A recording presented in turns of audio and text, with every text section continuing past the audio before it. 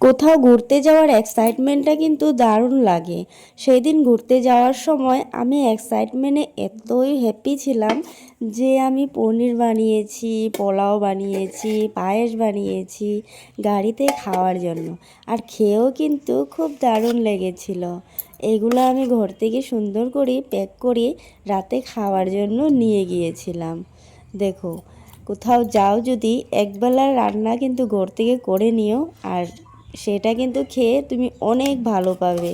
গাড়ির খাওয়াটা কেমন সবাই তো জানোই। আর যদি তুমি একবেলার রান্নাটা ঘর থেকে করে নিতে পারো তবে কোনো ক্ষতি নেই।